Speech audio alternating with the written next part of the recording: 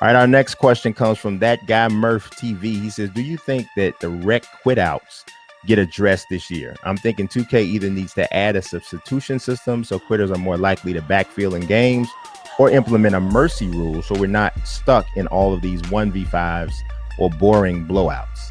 I think this is a really interesting question and a really interesting just situation, right?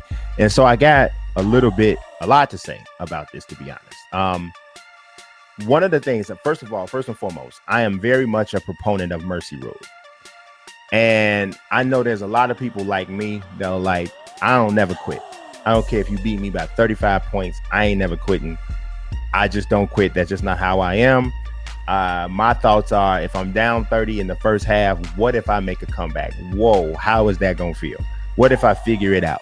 And even if I come back and if I can just get it within 5, like that'll feel like some level of a victory for me. That's just kind of the way I think. Even when I coach kids playing basketball, and I remember there was times where I was coaching juniors team and we were so young, like we were 4th and 5th. I had 4th and 5th graders playing against 6th, 7th, and 8th graders a lot of times because our school was small and we couldn't put a squad on the floor where we might have had like 2 or 3 7th and 8th graders. They wanted to play basketball in the school. And so that, because it was very early in the program process.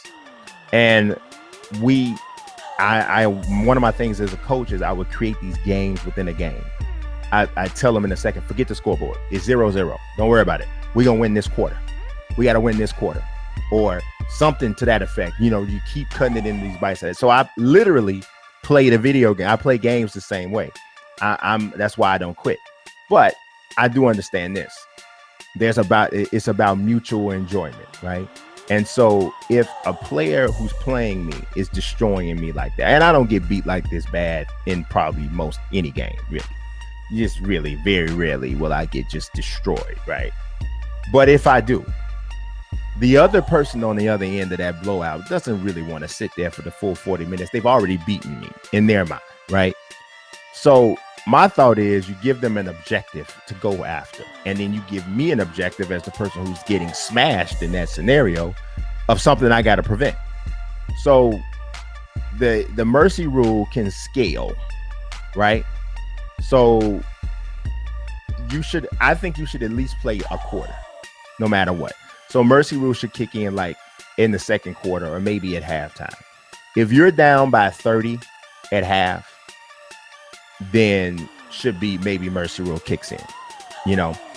Anything less than 30, game keeps going. In the third quarter, it drops. The requisite amount drops. If you're down by 20 or 25 in the third quarter, mercy rule kicks in. In the fourth quarter, if you're down by 20, or so maybe it's 25 in the third quarter, if you're down by 20 in the fourth quarter, mercy rule kicks in. It's a wrap. Game's over. Because 9.9 times out of 10, if you're down 20 points in the fourth quarter of an online game, and I'm talking about 2K, it's a wrap. You're not coming back. We're talking about like 6-minute quarters if we're playing MyTeam or whatever. And even if you're playing rec or pro-am, same type of situation, right? So I'm all for that. So I do think that that's something that needs to be implemented into the game. Second point about mercy rules, it's a bragging rights thing, right? If you you can make a video or you can talk about the fact that you beat somebody by 45 points and you stayed there for the whole time. But if you have a statistic that shows on your record how many times you have mercy ruled someone, that's kind of dope, right? That just makes you that's another thing to go after, and if it, you know what I'm saying? Or if somebody quits, you can see how many times people quit playing you, and so obviously you got the win when they quit out. So that sort of thing, add a statistic to that, and then you also add a statistic to how many times somebody has been mercy ruled. You add another statistic to how many times people have quit when they're losing. So I feel like that's quitting while you're losing is a shameful stat. Getting mercy rules not really shameful. You tried, you just got smashed. I mean, it just is what it is. You did your best. You just got punched in the mouth.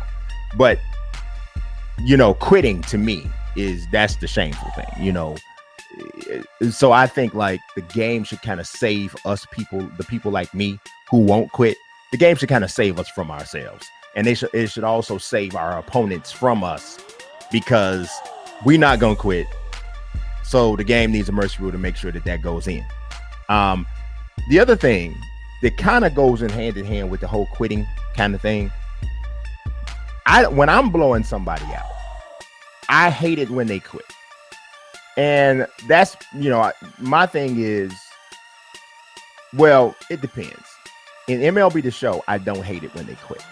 The reason why, and it really doesn't have anything to do with the length of the game, because the MLB The Show does it the best way in terms of online. When somebody quits, it sends you directly to the box score. You see everything that happened up to that point, I can see. Now, I do hate it in MLB The Show when people quit in Diamond Dynasty. If I'm going for an objective or a challenge that requires me to get like a save, because you can't get a save or a win. Well, you can get a win, but you can't get a save in an MLB game if the game doesn't actually come to the end. If somebody quits, you're taking that ability away from me. So a few times this year, the show has had an objective where you needed to get a save to get this XP. Now, obviously, the show lets you get XP in just about everything you do in the game, pretty much everything you do in the game. So it's not that big of a deal, but you should never have a challenge attached to something that another user quitting can steal from me, right? So that gets me back to something that I don't like about 2K in terms of people quitting. So year before last, I think it was, I don't know if it was 20 or 19, I played a gang load of MyTeam, right? And I got pretty good, had a solid team, really good team. And I mean, sometimes I would just destroy people. I'd be beating people. Defensively, I was pretty solid that year, just having a certain type of style of defense that gave people problems. So you combine some defense that forces turnovers and with some bunch of guys that can shoot. Yeah, that's how you get a blowout in 2K, right? So there would be times that I've had these blowouts. Now, I'm a content creator. You're looking at me on YouTube right now. So if something dope happens in a game, 9 times out of 10, I'm capturing. And I know content creators are a small percentage of, these gaming communities, but they're a very significant percentage, because in many times they're the people who provide the free advertising for these games when you post videos about them, talking about them and all of those different things. And when somebody quits, I can't look at my stats. I can't look at like a replay. They'll immediately take me out of the game in 2K. And that sucks to me. Like, I feel like because this person quit, some aspect of my experience was altered. Now, obviously, I can't, I look at it like this. Back in the day, when you played Madden Online, if somebody quit, they gave you an option to finish the game against the CPU. 2K, to a degree, does that. If you're playing like Rec, you have the AI player because people start falling out or getting booted or whatever. You get people, graded out and whatever the reason, a couple different ways that it can happen. But I would suggest, or I think that you should have the option. It shouldn't automatically do that, but you should have the option. Do you want to finish this game against the CPU? And obviously, a lot of people would probably be like, no, I don't. A lot of people would say that. But some people, depending on what you were doing, say, for instance, I needed a clip from that game because something happened and I wasn't, maybe I wasn't capturing or whatever the case, or I needed it to just finish out the whole video concept. I would probably go ahead and finish against the CPU just to finish. So, or what if I'm doing something where I'm doing a challenge like in MyTeam where you have to score a certain amount of points with a player to level them up, or even in MLB The Show when you're trying to parallel a character, or you're trying to hit an XP challenge with a guy and this person quitting took that away from you. So to me, I feel like the quitting thing, you got to give us an opportunity to finish that game against the CPU if we want to. If we don't, we can go ahead and move on. But yeah, that's just something I felt for a while, and that question kind of made me think about that.